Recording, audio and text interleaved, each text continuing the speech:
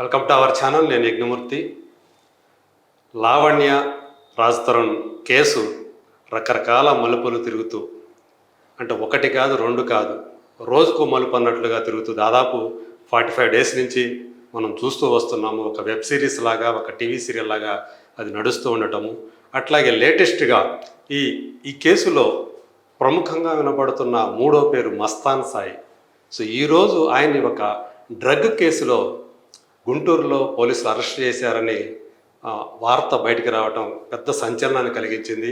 ఒక IIT graduate అయినటువంటి ఆయన, ఒక సాఫ్ట్వేర్ నిపుణుడైనటువంటి ఆయన ఇప్పుడు అసలు డ్రగ్ కేసులో అతను అరెస్ట్ అవటం ఏంటి అని చెప్పేసి చాలామంది ఆరాలు తీస్తున్నారు. యాక్చువల్గా ఆయన గత ఏడాది సెప్టెంబర్లో వార్తలోకి ఎక్కినటువంటి వరలక్ష్మి టిఫిన్ సెంటర్ డ్రగ్ కేసులో ఆయన నిందితుడు అనే విషయం ఇప్పుడు బయటకు వచ్చింది. ఇప్పుడు ఒక ఆల్మోస్ట్ 1 year తర్వాత ఆయన పోలీసులు అరెస్ట్ చేయటం అనేది, ఈ కేసుకి మరొక లావణ్య రాజ్ తరుణ్ కేసులో ఇంకొక మలుపుకి కారణమైంది. దీనికి సంబంధించి మనతో మాట్లాడటానికి ఆర్జే శేఖర్ భాష మనతో ఉన్నారు. ఇటీవల ఆయన కూడా వార్తల్లో వ్యక్తిగా మారిన సంగతి మనకు తెలుసు. నమస్కారం శేఖర్ గారు. నమస్తే. ఎలా ఉంది మీ గాయాలు? పర్వాలేదా? అంటే నిన్నటిదాకా మీరు బ్యాండేజ్తో చూసాం మిమ్మల్ని. పర్లేదా? తగ్గినట్టని కాస్త కొంచెం. సరే, దీన్ని ఎలా చూడాలి శేఖర్ గారు? ఇప్పుడు మస్తాన్ సాయి అరెస్ట్ అంటున్నారు, అది కూడా ఈ కేసు కాదు, ఒక డ్రగ్ కేసు అని చెప్పేసి అంటున్నారు. మీకు తెలిసినందరికి ఈ కేసులో ఏం ఉండవండి అరెస్టులు, ఎందుకంటే అక్రమ సంబంధాలు ఎప్పుడు సుప్రీంకోర్టు లీగలైజ్ చేసింది కాబట్టి దాని గురించి మనం పెద్ద చర్చలు పెట్టుకోవాల్సింది ఏం లేదు. అంటే అడల్టరీ అది పక్కన పెడితే నిజంగా ఇది యూత్కి ఒక సందేశం ఏంటంటే, ఇప్పుడు చెడు స్నేహాలు, చెడు అలవాట్లకు బానిసైతే ఒక ఐఐటి ఖరగ్పూర్లో ఉన్న గ్రాడ్యుయేట్ అంటే ఎంత ఉజ్వల భవిష్యత్తు ఉంటుంది. చాలా మంది డ్రీమ్ అలాంటి ఐఐటి ఖరగ్పూర్లో సీట్ తెచ్చుకోవాలి. అటువంటి సీట్ తెచ్చుకున్న అతనికి ఇలాంటి కర్మ ఏంటి? డ్రగ్స్ అమ్ముకోవాల్సిన కర్మ ఏంటి? అమ్ముకున్నాడా లేదా అని పక్కన పెడితే, బట్ ఆ దాంట్లో పట్టుబడే స్టేజ్కి ఎందుకు వెళ్ళాడు అంటే తప్పుడు స్నేహాలు. ఓకే. సో ఈవిడికి ఎలా పరిచయం? ఈవిడ యాక్చువల్గా మనందరికి 45 రోజులు డ్రగ్స్ కేసులో ఆల్రెడీ చెంచులు కూడా జైల్లో ఉండొచ్చింది. కానీ వీళ్ళిద్దరు కూడా ఒకటే కేసులో కన్జ్యూమర్స్గా పట్టుబడ్డారు. మీరు అన్నట్టు నిందితుడు కాదు. A1, A2, A3 మాత్రమే పెడ్లర్స్గా గుర్తించారు ఈ వరలక్ష్మి కేసులో. ఓకే. వీళ్ళు A4 తర్వాత ఈవిడ ప్రధాన నిందితులు అయితే కాదు. అప్పట్లో వీళ్ళు ఏం చేశారంటే జస్ట్ కన్జ్యూమ్ చేశారు. అంటే 1 gram కన్నా తక్కువ ఏదో చేసుకుంటే వాళ్ళు ఏం చేస్తారంటే ఒక వార్నింగ్ ఇచ్చి చేస్తారు. కానీ అప్పటి నుంచి వాళ్ళ మీద నిఘా పెడతారు. ఓకే. నిఘా పెట్టడమే అంటే మీరు అనేది ఇప్పుడు వరలక్ష్మి డ్రగ్ కేసులో తను కూడా ఉన్నారా? ఇద్దరు ఉన్నారు. లావణ్య కూడా. ఓకే. వీళ్ళందరూ లక్ష్మీ డ్రగ్ కేసులో ప్రభాకర్ అని ఆయన, అనురాధ, తర్వాత ఉనిత్ రెడ్డి, వీళ్ళతో పాటు వీళ్ళు ఇంకా చాలా మంది ఉన్నారు పేర్లు. ఓకే. అయితే వీళ్ళందరూ కూడా ఇప్పుడు పాపులర్ అయ్యారు. అప్పట్లో మనం పెద్ద పట్టించుకోలేదు. మనకంతా అక్రమ సంబంధాల గురించి ఉన్న ఇంట్రెస్ట్. నాకు ఇక్కడ ఒక సందేహం. చెప్పండి. ఈమె మీద నార్సింగి పోలీస్ స్టేషన్లో ఏదైతే కేసు నమోదై ఈమె జైలుకి వెళ్ళిందో అది సేమ్ కేసా? Varalakshmi drug case. ఈమె మీద 2 ఉన్నాయండి, 2 కేసులు. ఒకటి నార్సింగి పోలీసులో, ఒకటి ఏంటంటే ఈవిడ ఒక ఫారిన్ నేషనల్ని బ్లాక్మెయిల్ చేసి ఆవిడకి సంబంధించిన పర్సనల్ ఫొటోస్ అన్ని కూడా బయట పెడతానని చెప్పి అడగడంతో ఆవిడ మీద కేసు నమోదు. దాని మీద బెయిల్లో బయటకు వచ్చింది. అదొకటి. రెండో కేసు ఏంటంటే ఈ డ్రగ్ కేసు. ఓకే. ఇది రెండో కేసు కూడా కాదు, మూడో కేసు. అది రెండో కేసు. ఫస్ట్ కేసు వచ్చి ఇది వరలక్ష్మి. అంతకుముందు ఏమున్నాయి మనకు తెలియదు, మన రాడార్లో లేవు. సో వరలక్ష్మి కేసు చాలా చిన్నది వీళ్ళిద్దరికి సంబంధించి. పార్టీకి వెళ్ళారు, ఏదో తీసుకున్నారు, తప్పు అలాంటివి చేయకండి అని చెప్పి ఒక వార్నింగ్ ఇవ్వడంతో పాటు వాళ్ళ మీద నిఘా పెడతారు. ఎందుకంటే వీళ్ళకున్న అనుభవం ఏం చెప్తుందంటే, ఇది NDPS డిపార్ట్మెంట్కి ఉన్న అనుభవం ఏం చెప్తుందంటే, ఇనిషియల్గా ఎవడైతే కన్స్యూమర్ ఉంటాడో వాడు ఓవర్ పీరియడ్ ఆఫ్ టైం మారకపోతే పెడ్లర్ అవుతాడు. మనకి ఆ పెద్ద ఆయన ఇంటర్వ్యూ కూడా ఇచ్చారు, ఆయన సీనియర్ ఆఫీసర్. సో వీళ్ళందరూ eventually they will become peddler. అయితే ఈయనకి ఏం కర్మ?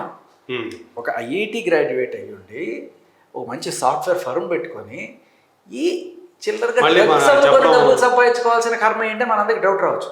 కారణం ఏంటంటే వీళ్ళిద్దరూ పట్టుబడినప్పుడు సరే అప్పుడు వీళ్ళిద్దరిని ఏదో వార్నింగ్ ఇచ్చి వదిలేరు. వార్నింగ్ ఇచ్చి వదలడం కూడా కాదు, పోలీస్ స్టేషన్కి రమ్మన్నారు, వచ్చి ఎక్స్ప్లెనేషన్ ఇమ్మన్నారు, కౌన్సిలింగ్ ఇస్తారు కదా ఖచ్చితంగా.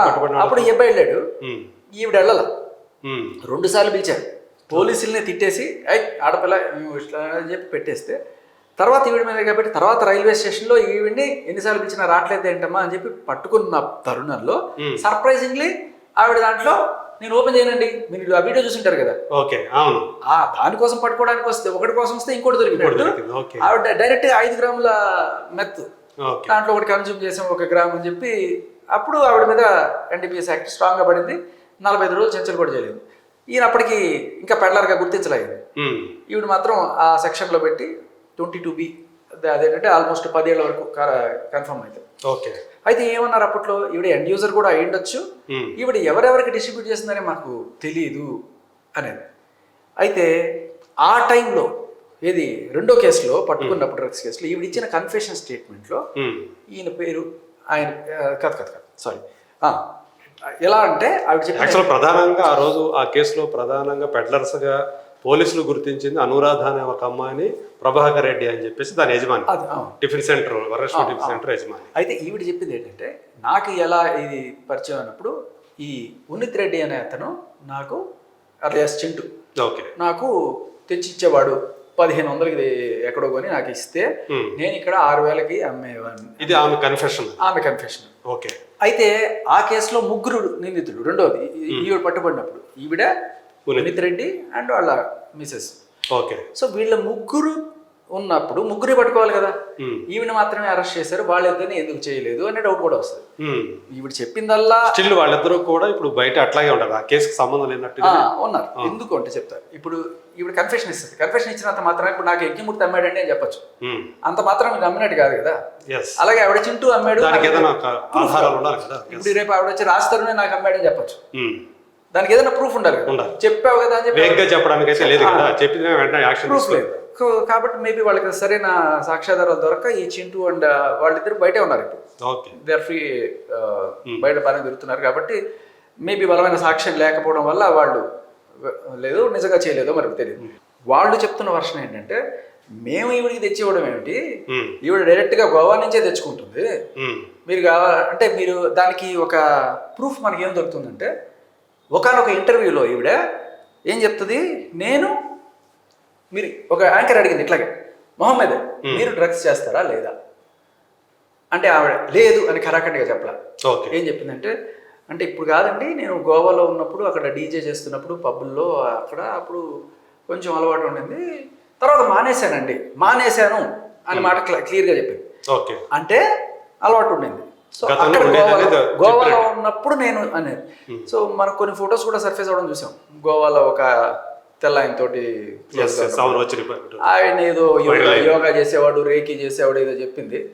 బట్ హూ నోస్, ఇప్పుడు మస్తాన్ సాయిని ఇంటర్గేట్ చేస్తే ఏ విషయాలు బయటకు వస్తాయో, మరి ఈవిడ సోర్స్ మరి పోలీసులు కనుక్కున్నారో లేదో తెలియదు, 45 రోజులు పెట్టుకున్నారు, ఆవిడ కనుక్కున్నారో లేదో తెలియదు. బట్ ఈవిడ ఎవరెవరికి ఇచ్చింది అనే దాంట్లో అప్పుడు క్లారిటీ లేదు, కానీ ఇవాళ ఎవరెవరికి ఇచ్చింది అనే దాంట్లో క్లారిటీ ఉంది. ఎందుకు అంటే ప్రీతి బయటకు వచ్చి చెప్తాను ఇట్లా ఇచ్చారని చెప్పి. అంతేకాకుండా వాళ్ళ ఇంట్లో పని అతను ఎవరైతే అతని పేరు శ్యామ్, అతను క్లియర్ కట్గా ఈవిడ జైలు నుంచి వచ్చిన తర్వాత అక్కడెక్కడో పాతి పెట్టుకున్న గంజా ఇంత తీసుకొచ్చి ఇక టేబుల్ మీద పెట్టి ఇతనికి కూడా ఇచ్చింది అని ఆ ఫోటోలతో సహా అతను చెప్తున్నాడు. ఎక్కడ పాతి పెట్టింది, పని అతనికే ఇచ్చింది కదా, ఏమన్నా స్మోకింగ్.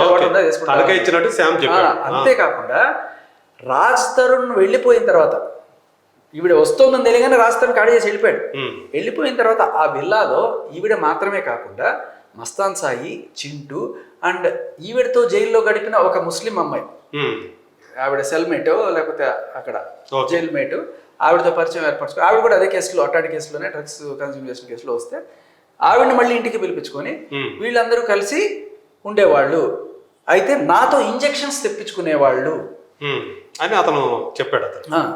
3 సార్లు 2 ఇంజెక్షన్లు 3 ఇంజెక్షన్లు తెప్పించారు అని చెప్పి. సో దానికి సంబంధించి అతని దగ్గర క్లియర్ కట్గా నువ్వు వెళ్ళి ఇంజెక్షన్ తీసుకురాంటే అతను ఇంజెక్షన్ తీసుకురావడం అక్కడికి వెళ్తే ఆ కోడ్ చూపిస్తే ఆమె డైరెక్ట్గా వేయడం డబ్బులు, అది కూడా చెప్తున్నాడు అతను పని అతను. సో ఇప్పుడు నేను ఏమంటానంటే ఈవిడ డైరెక్ట్గా గోవా నుంచి తెచ్చుకున్నా, ఎక్కడి నుంచి తెచ్చుకున్నా ఈవిడ అక్కడ స్టాక్ పెట్టుకుందా, అది అందరికీ డిస్ట్రిబ్యూట్ చేస్తుందా అనేది ఇప్పుడు ఒక్కొక్కళ్ళు బయటపడుతున్నారు. అట్లా ఆల్రెడీ ఆమె మీద ఆయన ఆరోపణలు అరెస్ట్ చేసినట్టే ఈవిని కూడా అరెస్ట్ చేసి విచారిస్తే మనకి ఇంకొన్ని డీటెయిల్స్ దొరుకుతాయి. ఆ అంటే correct గా అబ్బాయి ఇదే సమయంలో- మీకు ఇంకో విషయం చెప్తా. ఈ విషయం నాకు తెలిసి నేను లిటరల్లీ మన ఎస్ఓటి వాళ్ళ దగ్గరికి వెళ్ళా.